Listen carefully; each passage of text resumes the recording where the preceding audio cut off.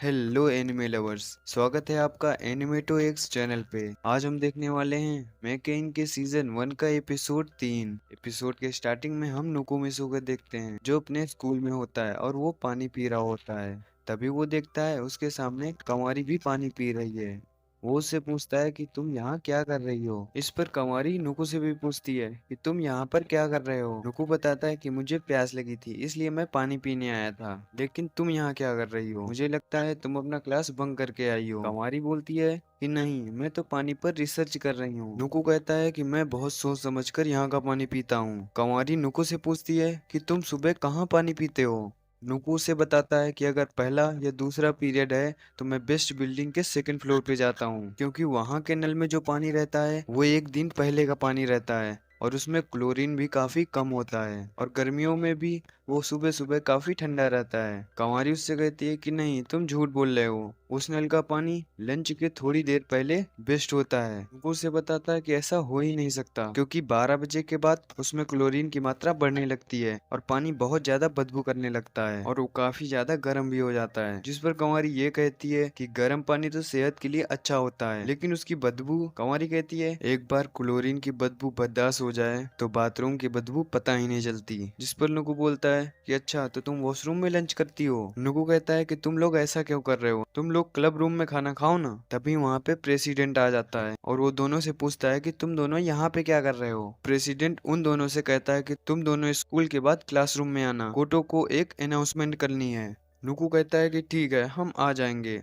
अब प्रेसिडेंट वहां से चला जाता है। अब अगले सीन में हम देखते हैं कंवारी और नुकुमिसु दोनों कोटो मैम के पास आ गए हैं। कोटो उन दोनों को बताती है कि मैंने तुम्हें यहाँ बहुत जरूरी काम के लिए बुलाया है। वो कहती है कि अब हम ऐसे नहीं बैठ सकते, हमें भी अपने क्लब के लिए कुछ लिखना होगा। नुकु कहता है कि लेकिन हम ये क्यों करने वाले हैं। अब कोटो नुकु को बताती है कि पिछले प्रेसिडेंट क्लब मीटिंग में स्टूडेंट ऑफ काउंसिल ने हमसे पूछा था कि अगर हमने कुछ लिखा ही नहीं है तो हमने कंपोजिशन एक्टिविटी का नाम क्यों ले रखा है। नुकु कहता है कि ये लिटरेचर क्लब है और आपने कुछ लिखा ही नहीं है। कोटो बोलती है कि हम हर बार सोचते हैं कि हम कुछ लिखेंगे लेकिन हम नहीं लिखते, लेकिन इस बार हमने डिसाइड किया है कि हम भी कुछ लिखेंगे, क्योंकि मैगजीन पब्लिक करने के लिए प्रिंटिंग के पैसे लगते हैं और डिस्ट्रीब्यूशन चैनल भी चाहिए, तो इसमें काफी खर्चा आ जाता है। तो इसलिए हमने अब की डिसाइड किया है कि हम ऑनलाइन पब्लिश करेंगे। नुकु भी बोलता है कि ऑनलाइन पब्लिश करना ज्यादा सही है। कोटो कहती है तो इसीलिए इस वीकेंड में लिटरेचर क्लब ने ट्रेनिंग कैंप रखा है। यूथ हाउस में ट्रेनिंग कैंप के लिए एक जगह खाली थी और इसमें 2 कमरे भी खाली थे,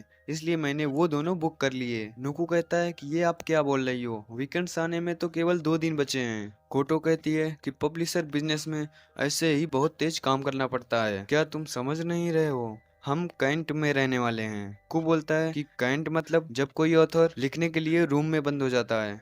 ये सब सुनकर कंवारी काफी ज्यादा शौक रहती है। उसे देखकर नुकु बोलता है ये पता नहीं कौन सा रिएक्शन दे रही है। कोटो कंवारी से पूछती है कि क्या तुम्हें इस बात से जोश नहीं आया। कंवारी बोलती है कि हाँ हाँ। कोटो उन दोनों को समझाती है इस वीकेंड तक तुम लोग लिखने के लिए कुछ सोच लो। नुकु कोटो से पूछता है कि आपने सोचा कि आप क्या लिखने वाले हो। मैं री इनकारनेट पर स्टोरी लिखने वाली हूँ कि एक बंदा मर जाता है और फिर वापस से उसका पुनर्जन्म होता है, और इसके बारे में मैं तुम्हें बाद में बताऊंगी। तभी वहां पे सब लोग देखते हैं कि कबर्ड का दरवाजा खुला है और उसमें से एक लड़की निकलती है। कंवारी इतना डर जाती है कि वो टेबल के नीचे घुस जाती है। अब उस कबर्ड में से एक लड़की बाहर आती है जिसका नाम सिगिया होता है। कोटो बोलती है कि सिगिया, तुम यहाँ कब से हो। वो लड़की कोटो से बोलती है कि कोटो मैम, एक ट्रेनिंग के लिए चाहिए और एक प्रपोजल के लिए। जिस पर कोटो बोलती है कि हाँ ठीक है, मैं प्रेसिडेंट के हाथों भिजवा दूंगी। नुकु कंवारी से पूछता है कि ये लड़की कौन है। कंवारी बोलती है कि ये स्टूडेंट ऑफ काउंसिल की सिगिया है। सिगिया नुकु से बोलती है कि स्टूडेंट ऑफ काउंसिल की नजर तुम पर हमेशा रहेगी। कोटो सिगिया से बोलती हैं कि तुम्हें नहीं लगता कि स्टूडेंट ऑफ काउंसिल हमारे साथ कुछ ज्यादा ही सख्त है। जिस पर सिगिया बोलती है कि नहीं, हम सभी के साथ ऐसा करते हैं। अब अगले सीन में हम देखते हैं नुकु और ऐना लंच कर रहे होते हैं। अब नुकु ऐना से बताता है कि हम अगले वीकेंड ट्रेनिंग कैंप में जाने वाले हैं। वो कहता है कि वहाँ मजा नहीं आएगा क्योंकि वो लोग हमें कैन करने वाले हैं। ऐना बोलती है कि वहाँ पर एक बीच भी है, मेरे पास स्विम सूट भी है। नुकु बोलता है कि क्या तुम भी वहाँ जाने का सोच रही हो। ऐना नुकु को बताती है कि कल घर जाते वक्त मुझे सासुके की मॉम मिली थी। हम बचपन के दोस्त हैं, इसलिए हमारी फैमिलीज भी एक दूसरे को अच्छे से जानती हैं। सासुके की मॉम ने मुझसे कहा है कि तुम और सासुके एक साथ नहीं दिखते हो, क्या हुआ, कोई बात है क्या, सब ठीक तो है ना। और फिर दोनों फैमिलीज को लगा कि सासुके और मेरा झगड़ा चल रहा है, इसलिए उन्होंने एक सरप्राइज पार्टी रखी है इसी वीकेंड में। और मैं नहीं चाहती कि मैं उस पार्टी में जाऊं, इसलिए मैं ये चाहती हूँ कि मैं तुम्हारे साथ चलूं, प्लीज मुझे ले चलो। नुगो बोलता है कि तुम्हें इतने दूर जाने की कोई जरूरत नहीं, तुम यहाँ आसपास भी पार्टी कर सकती हो। ऐना बोलती है कि नहीं, मैं ऐसा नहीं कर सकती, क्योंकि जब मैं यहाँ रहूंगी तो मेरे पापा मेरा वेट करेंगे जब तक मैं आ नहीं जाती, इसलिए मैं तुम्हारे साथ चलूंगी। नुगो कहता है कि लेकिन तुम तो लिटरेचर क्लब का हिस्सा भी नहीं हो, जिस पर वो कहती है कि मैं ज्वाइन कर लूंगी, मैं आज ही ज्वाइन कर लूंगी। अब वो दोनों मेट्रो में बैठकर जा रहे हैं। नुगो सोचता है कि इसे कुछ लिखना आता भी होगा या नहीं, फिर वो सोचता है कि मैं भी तो पहली बार ही लिख रहा हूँ। अब अगले सीन में हम देखते हैं नुकू एक मॉल में आता है। वो देखता है कि वहाँ पे कंवारी पहले से है। वो नुकू को देख के चौंकती है और बोलती है कि तुम यहाँ क्या कर रहे हो। नुकू बोलता है कि पहले तुम बताओ, तुम यहाँ क्या कर रही हो। और नुकू कंवारी से बोलता है कि तुम्हें मुझसे रिस्पेक्ट से बात करनी चाहिए, तुम्हें मुझे नुकू मिसो जी बोलना चाहिए। तुम भी यहाँ पे नॉवल पर रिसर्च करने आई हो क्या। कंवारी कहती है कि मुझे ज्यादा पता नहीं है, इसलिए मैंने सोचा कि यहाँ जाके देखती हूँ। नुकू कहता है कि तो तुमने अभी तक नहीं सोचा तुम किस पर नॉवेल लिखोगी। कंवारी बोलती है कि मैंने तो लिखना शुरू भी कर दिया। वो नुकू से पूछती है कि ऐना भी लिटरेचर क्लब ज्वाइन करेगी क्या। नुकू कहता है कि हाँ शायद। कंवारी कहती है कि ऐना और लेमन दोनों बहुत क्यूट हैं। इस पर नुकू बोलता है कि कंवारी तुम भी कम क्यूट नहीं हो। ये सुनकर कंवारी काफी ज्यादा शौक हो जाती है। अब नुकू बोलता है कि वैसे तुम ये क्यों बोल रही हो। कंवारी कहती है कि दरअसल खूबसूरत लड़कियां कभी भी लिटरेचर क्लब ज्वाइन नहीं करती हैं। इस पर नुकू बोलता है कि ये तुम क्या बकवास कर रही हो, तुम्हें ऐसे बात नहीं करनी चाहिए, बल्कि तुम्हें लिटरेचर क्लब की सारी लड़कियों से माफी मांगनी चाहिए। हम नुकू स्कूल के बाद अपने घर जा रहा है, तभी वो रास्ते में अपनी बहन को देखता है। उसकी बहन उसे अपने पास बुलाती है। काजू नुकू से बोलती है कि आप घर जा रहे हो। नुकू काजू से बोलता है कि हाँ, लेकिन तुम यहाँ क्या कर रही हो। काजू बोलती है कि मैं यहाँ पे कुछ लेने आई थी, दरअसल इस वीकेंड मैं घर पर नहीं रहने वाली हूँ, आपको कोई दिक्कत तो नहीं है ना, आप रोएंगे तो नहीं ना। इस पर नुकू थोड़ा मुस्कुराता है और बोलता है कि मैं भी इस वीकेंड नहीं रहूंगा, क्योंकि मेरा क्लब ट्रेनिंग के लिए जा रहा है तो मुझे भी जाना होगा। ये सुनकर काजू काफी ज्यादा खुश हो जाती है और बोलती है कि इसका मतलब आपने भी एक दोस्त बना लिया। तभी वहाँ पे स्टोर वाला आता है और वो काजू को उसका सामान देता है। काजू स्टोर वाले से बोलती है कि भैया आप हमें थोड़े से राजमा और दे सकते हैं, हमें पार्टी करनी है।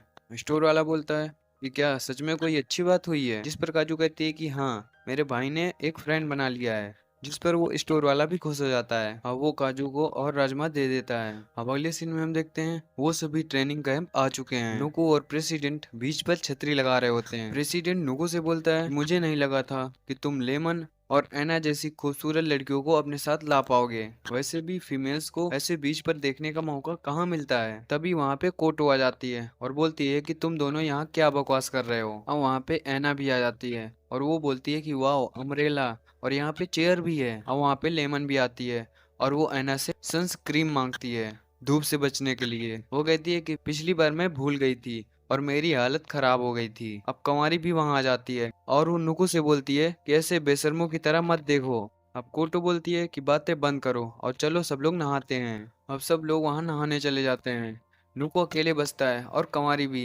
वो कंवारी से पूछता है कि तुम क्यों नहीं जा रही हो, ये तुम्हारे लिए अच्छा मौका है प्रेसिडेंट के साथ वक्त बिताने का। जिस पर कुमारी बोलती है कि तुम इन सब चक्करों में ना पड़ो और तुम्हें जाना है तो तुम जा सकते हो। अब नुकू भी वहां चला जाता है एंजॉय करने के लिए। अब सभी लोग नहाने के बाद बैठे होते हैं और बोलते हैं कि काफी मजा आया। नुकू बैठा हुआ होता है और वो सोच रहा होता है कि आज का दिन मैं कभी नहीं भूल पाऊंगा, क्योंकि आज का दिन मेरे लिए काफी खास है, क्योंकि मैं इन लोगों के साथ घूमने आया और ऐसी ऐसी यादें बनाई जो मैं कभी नहीं भूलूंगा। अब ऐना बोलती है कि हम लंच में क्या खाने वाले हैं और कहती है कि क्यों ना हम नूडल्स खाएं। जिस पर नुकू बोलता है कि तुम अभी भी नूडल्स ही खा रही हो। ऐना बोलती है कि ये नूडल्स मैंने वहां से लिए जिस दुकान पे भीड़ नहीं थी, मुझे लगता है कि मुझे वहां से लेना चाहिए जहाँ पर बहुत ज्यादा भीड़ है। लेमन बोलती है कि नूडल्स मैं खरीद के लाती हूँ। प्रेसिडेंट नुकू को बोलता है कि तुम भी लेमन के साथ जाओ। नुकू भी लेमन के साथ चला जाता है और वो दोनों जा रहे होते हैं। नुकू लेमन से बोलता है तुम उस दिन रेस्टोरेंट के बाद घर पे तो सही सलामत पहुंच गई थी ना। लेमन कहती है कि तुम्हें मेरी चिंता हो रही थी क्या। जिस पर नुकू बोलता है कि नहीं, बस मुझे ये लगा कि मेरी वजह से तुम्हें कोई दिक्कत ना हुई हो। अब लेमन अयानो के बारे में बताती है। वैसे तो वो बुद्धू है लेकिन अपनी गर्लफ्रेंड के बारे में वो काफी ज्यादा समझदार निकला। बात ऐसी है कि उसने मुझे कभी उस नजर से देखा ही नहीं। नुकु बोलता है कि उन सब बातों को छोड़ो और चलो मजे करते हैं। लेमन भी बोलती है कि हाँ, और वो नुकु का हाथ पकड़ती है और भागने लगती है। अब वो दोनों अचानक से खींच जाते हैं। नुकु का मुंह मिट्टी में घुस जाता है। लेमन उसकी हालत देखकर हंसने लगती है। नुकु बोलता है कि हाँ हाँ हंस लो, पहले मुझे गिराती हो और फिर हंस रही हो।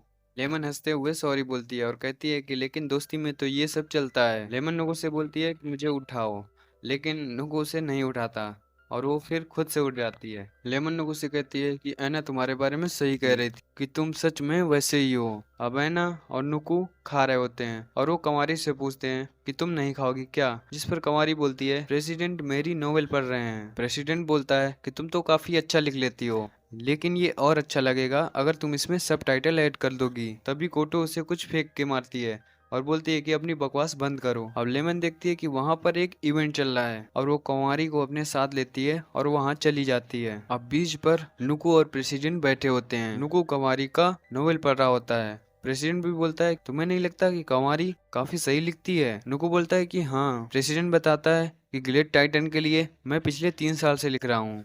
नुकु कहता है कि ये तो मैं पढ़ता हूँ, तो क्या आप इसकी बुक निकालने वाले हैं? जिस पर प्रेसिडेंट बोलता है कि ये स्टोरी बुक के लिए काफी नहीं है। तभी वहाँ पर लेमन आती है और अपने साथ कुछ लेके आई है। आयना सबको बताती है कि लेमन ने वहाँ पे कंपटीशन में पार्टिसिपेट किया और वो कंपटीशन जीत गई और ये सब उसे गिफ्ट में मिला है। लेमन भी नाचने लगती है और बोलती है कि हाँ हाँ मेरी और तारीफ करो। कोटो बोलती है कि गाइस हमें चेंज करके लॉस में चलना चाहिए, यहाँ काफी ज्यादा धूप है। लेमन कंवारी को बोलती है कि कंवारी तुम एक बार भी पानी में नहीं कूदी, और वो कंवारी को उठाती है और पानी में लेकर नहला देती है। अगले सीन में हम देखते हैं कि शाम हो चुकी है और वो सभी कुछ पका कर खा रहे होते हैं। नुकुमिसो साइड में खड़ा होता है और वो सोच रहा होता है कि मुझे पता था ये सब कच्चे चिकन को भी बड़े मजे से खाएंगे, लेकिन मैं यहाँ पर खड़े होकर और इंतजार नहीं कर सकता, मुझे इसे कच्चा ही खाना होगा। और वो चिकन को लेने लगता है। अब ऐना उसे रोक देती है और बोलती है कि नुकुमिसो इन्हें मैंने अभी अभी रखा है तो इन्हें थोड़ा टाइम लगेगा पकने में। ऐना बोलती है कि तुम्हें बहुत भूख लगी है तो तुम ये खा लो, और वो उसे